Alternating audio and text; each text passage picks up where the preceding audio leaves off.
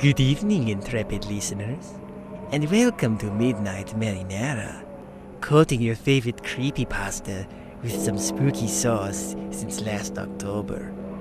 I, your macabre maitre d', am most pleased to welcome you to our inaugural episode, and hope the dish we serve tonight is to your liking.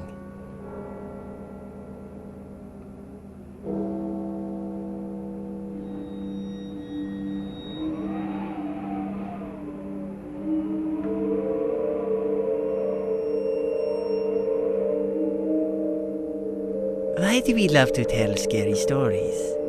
It is a question as old as language, and a tradition that predates memory.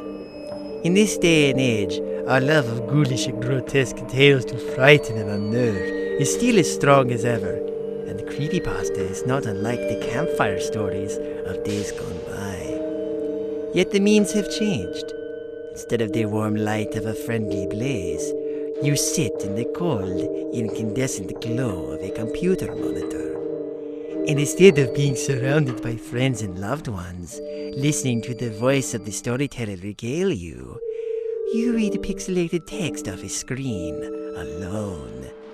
Maybe you have the lights off, just for effect. Perhaps it is better this way, you wonder, without anyone to move close to for comfort.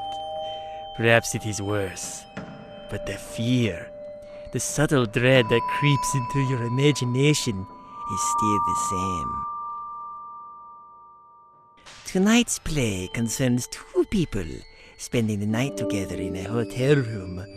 One of them hopes to pass the time, the other hopes to rekindle a romantic spark that has long since died. But regardless of the motive, they're just telling stories.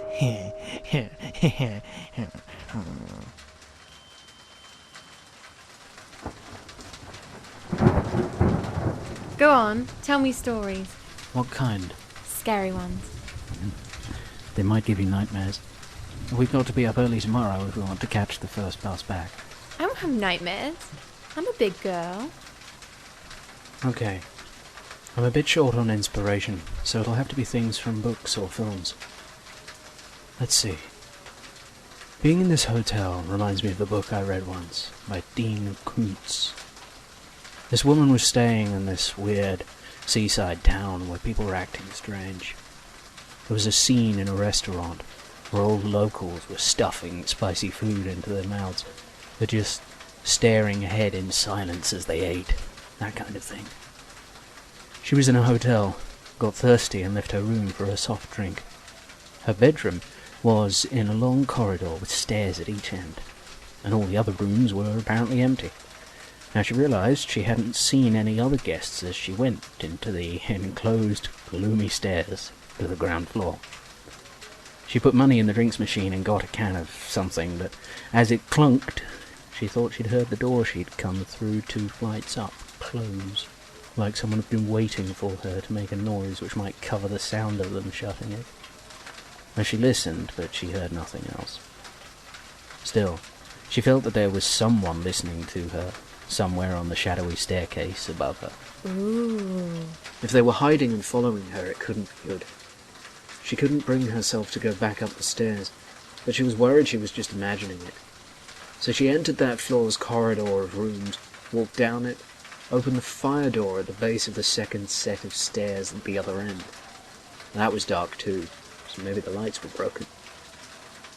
She was just about to go up quickly when she thought she heard a click, a door on another floor opening or closing, as if the person had moved along her floor quickly and was now up there. Or even worse, she suddenly realized, what if there were 2 people, one at each staircase, and they were working together, planning to ambush her? Even now, one of them could be coming down those stairs, another could be at the other end of this corridor, having followed her down, and they could be getting ready to trap her. Shit, that's scary. What'd she do? The sensible thing. Got help from the person on hotel reception. Of course, the staff member didn't find anything, thought she was mad, saw her to her room. But she wasn't mad. I won't say what happens next, but it's a good book to read, especially for staying in a hotel. Come to think of it, We've not seen many people at this hotel. Yeah. Imagine if they'd all disappeared. Maybe they'd been killed, and the killers are creeping down the hallway towards our room. Hear that? Probably someone having a smoke outside. Not all dead then. Not yet. You know, if this gets too horrifying, you can hop into my bed. Not a good idea. Why not? Wouldn't be the first time. Things are different. Just friends, remember? No benefits? The benefit of my company. Spoil sport. Anyway, it's your turn. Okay. This one's true, though. Yeah, right. It is! I was looking after a friend's house once, years ago. I was about 20. They had a cat called Poppy, but it wasn't theirs originally. It belonged to a woman who killed herself. Hung. And the cat had been in the house with her, locked in, and it was 5 days before anyone found the body. Really? Yeah, it was horrible. Poor thing was trapped with her body all that time. Anyway, I was looking after my friend's house while they were in Spain. I was staying in the guest bedroom. It was really nice. I like house sitting. I could do it for you, whenever you and what's-his-name go on holiday. You know his name. And I doubt he'd want you in the house. I wouldn't root through your drawers. That's not the reason. And are you going to keep interrupting me? My apologies, Madam Storyteller. Carry on. Thank you. Okay, so house sitting. I was a bit nervous. I'd watched a horror film, I think it was The Fog, so I was jumpy. Kept looking out the windows to make sure there wasn't any fog rolling in, hoping the doorbell wouldn't ring. And then I went to bed, cuddled up to the cat. But in the night I woke for some reason and realised that the cat wasn't on the bed with me anymore. I switched the lamp on, and there was no sign of it, so I got up. On the landing light I saw the door to the main bedroom was ajar. It had been closed. I was nervous, but I went in anyway to switch the light on. The cat was on the bed, shivering and staring up towards the corner of the room. At nothing. But it was as if it could see something that I couldn't. For the cat, something was there. Something hung there. I freaked out. It was so intense. I got out of there, back to my room, locked the door so that the cat couldn't come in, and sat in bed with the light on. And when I told the owners the next day, they said it often does that. Stares up. They said not to worry, there wasn't a ghost or anything. But I never looked after the house again. I don't think I would either. Perfect timing, huh? Poor kitty's probably soaked. Right, your turn to tell me something. Not from a book this time. Oh, I don't know. Though, I remember something I was frightened of as a kid. Some story me and my cousin used to tell about the Black Nuns. What are they? Well, the funny thing is, I can hardly remember any details about them now. Or even where we'd heard about them originally. Maybe we'd discussed it with other kids who'd known the legend. I was about 9, I think. I just remember that we got really scared when we talked about them. He would be in a sleeping bag on the floor by my bed when he was staying, and in the night we'd whisper about them after the lights went out. They were called Black Nuns because they wore long black robes and whatever those hood things are that nuns wear. Wimples. Maybe. But they weren't alive. Maybe not human even. They'd all had their heads removed and others sewn on in their place. Heads that were blackened, swollen, like they'd been poisoned or drowned or crushed. Maybe heads from hell. I can't even remember why the heads were that way. We used to know. Dementia. The heads? Oh, you mean me. Unlikely at 30. I've heard of it. Maybe you're really an old person, senile, unable to walk, trapped in a decayed mind where you think it is 40 years earlier and you fantasize that you're in a room with a beautiful woman. It will be a nightmare. Turn out you're a vampire or an axe murderer. Charming. So, these heads, they were sewn on. Rough stitches. And the Black Nuns would appear around people's beds in the night. Have sharp implements to cut off heads. And sew these weird black heads on. Make more Black Nuns. You'd wake, and they'd be there, staring, and then they'd make them move. That's nasty. They could appear anywhere when you weren't looking. In a wardrobe, or round a corner, or in a bathroom. Then get you when you were weakest. They're like a combination of all your worst fears. I think they went after unbelievers, and maybe only adults, so that the bodies were the right size to sew on the heads. I vaguely remember something about them corrupting a person's blood first, changing their body until they were ready for the nuns to appear. Worst of all, they don't make any sound except for whispering. And they hiss and whisper to each other, and that's how you know they're near. I bet you both scared yourselves silly. We did. I remember one day he said we shouldn't talk about them anymore, in case it summoned them. It was a silly idea, but seemed dreadful to a kid, so we stopped. Never talked about them again, just in case. Great, and now you've just told me.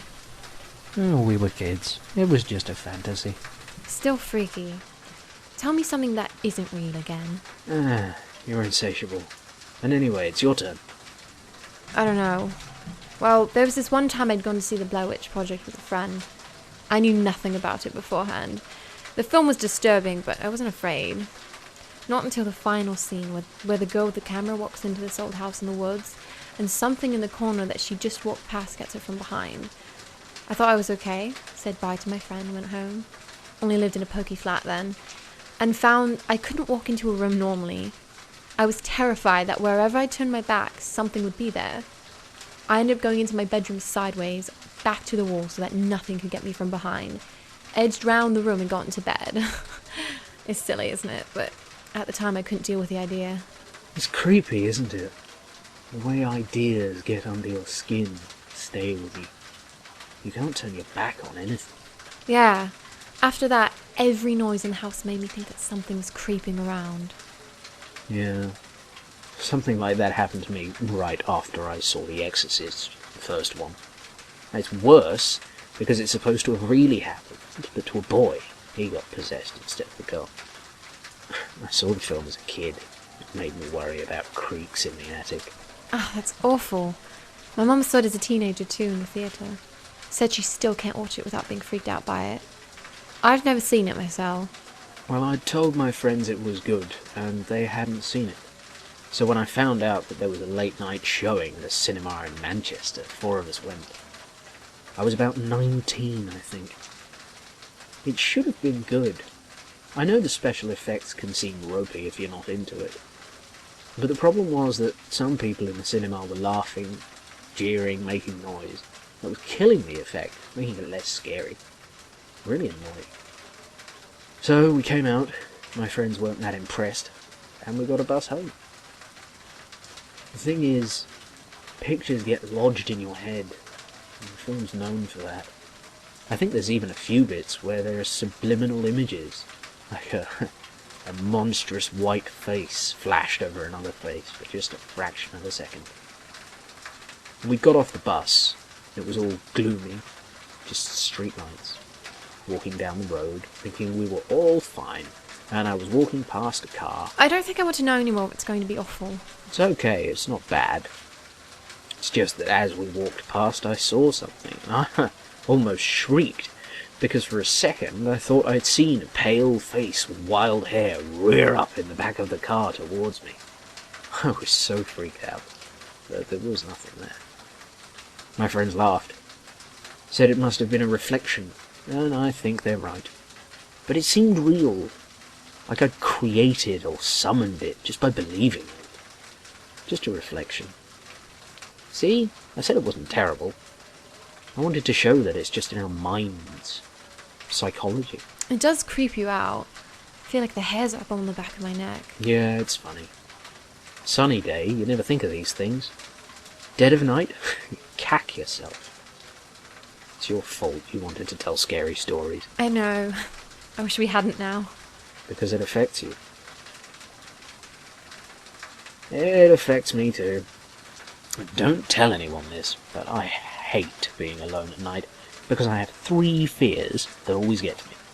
They're all related, and usually all of them freak me out at once when I go to the toilet. Toilet? Yeah, in the dark. Why not put a light on? I'm trying to get over the fear, so I challenge myself. Hasn't worked yet, though. I'll probably regret this, but I can't resist if it's toilet-related fear. What scares you? And don't you dare tell me it's a giant snake. I know you. Tadpole, more like.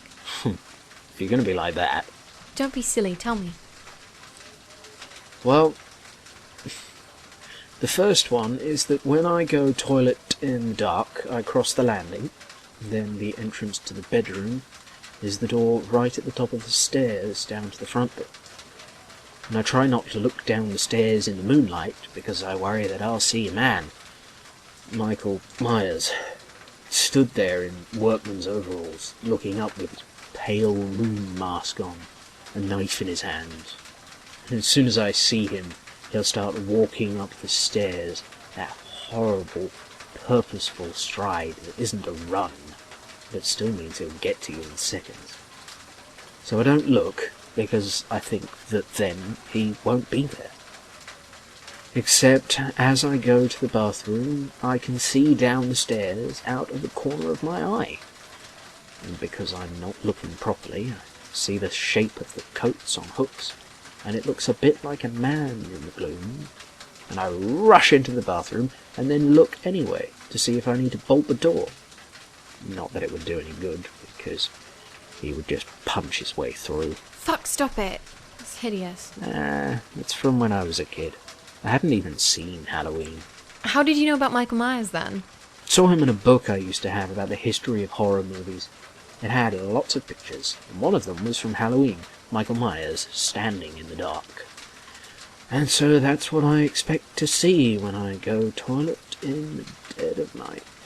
I wish I'd never asked. Now I'm going to think of that too. Now that's my trip to the toilet. Fear number 1. The second fear is as I leave the bathroom. I don't want to know. This is already going to give me nightmares. Isn't fear good? You wanted it. Don't chicken out now. You're a monster. Right. Anyway, fear number 2. Very funny. No, it's when I leave in the dark. Always expect a shove from behind as I pass the top of the stairs. Some kind of malicious poltergeist. It'll shove me with loads of force, cold pressure, solid air, and I'll tumble down the stairs, breaking bones, and lie paralysed at the bottom, knowing that whatever pushed me is moving down the stairs. I said I didn't want to know anymore. I saw you cover your ears, but then you took your hands off. That's my second fear. Why I always feel my way to the banister and grab it as soon as I can. Grip it tight until I'm past the top of the stairs. You're being mean now. Only one more fear. You could always hold my hand if it'll make you feel better. You don't give up, do you? Well, maybe I still care. God, how many times do I have to tell you we're through before it gets through your thick head? Whatever that was between us is past, and I wish you would just leave it at that. Just a door banging. First time I've heard anyone in the room next to us. Oh well, it's not like we've paid enough to have the whole extension to ourselves. No, I suppose not. Talk to me. I want to hear you talking. No more scary stuff, though. At least let me tell you the last one. Please don't. I don't care anymore. The third fear is that if I look in the mirror above the toilet in the dark, I'll see a face that isn't my own looking back at me. Or maybe something behind me, over my shoulder. I'm upset. Stop now. It bothers me too. It's those black nuns come back to haunt me, really. I keep imagining one's going to step around the corner from the bathroom with some shears. They'd be on it in a second. That's enough. I really mean it now, please. Fine. I'll go to the bathroom first. Wait, what's that? What? That scratching noise. Hear it? Stop trying to scare me, you ass. What? Like pretending I'm being attacked while I'm in there? Or coming out with a pair of scissors? Better fucking not. Prick.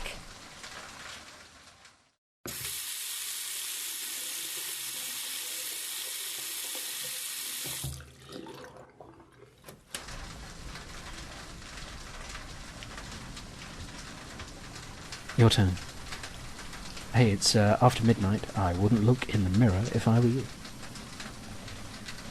Rachel? Oh, come on. I know you're mad, but you can at least say something. Well, can you at least turn the lamp back on? I can barely see. I chickened out, see. I turned the light on in the bathroom, and now my eyes haven't adjusted. Fine, be that way.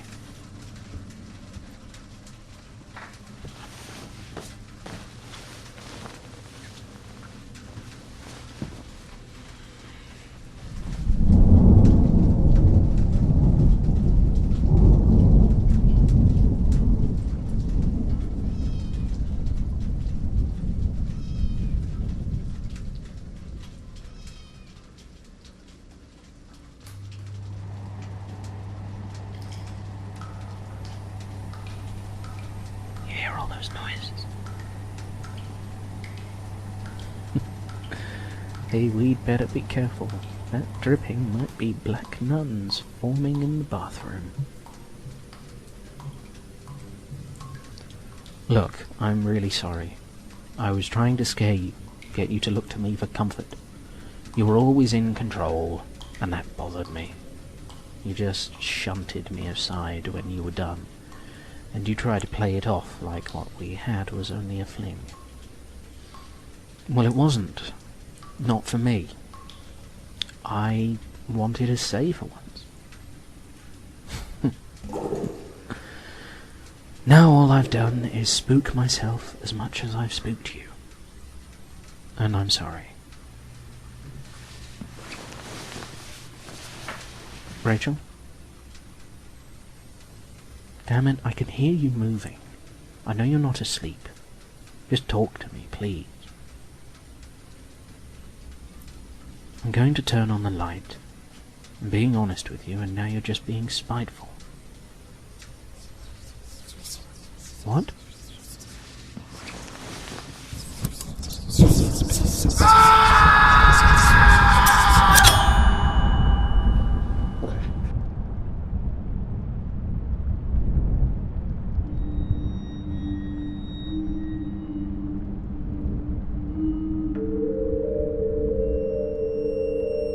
We hope you've enjoyed tonight's offering, intrepid listeners, and that it satisfied your need for a chilling story.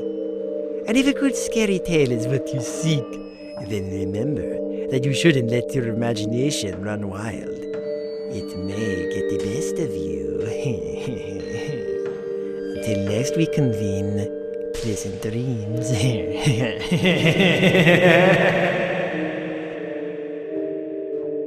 Midnight Marinara is a bi-monthly podcast written, produced, directed, and mixed by David King. This episode featured the voice talents of Jason Caits-Cheverst and Sarah Llewellyn. Just Telling Stories is based on the short story by Karl Drinkwater. You can find his work at karldrinkwater.blogspot.com. Special thanks to Kieran, Ben, and Molly Spiegel. Want to suggest a creepypasta for us to look at? Interested in contributing to the show? Feel free to leave a comment, or email us at midnightmarinara@gmail.com. There will be other ways to contact us in the future, but we're still setting up shop, so bear with us. Thanks for listening.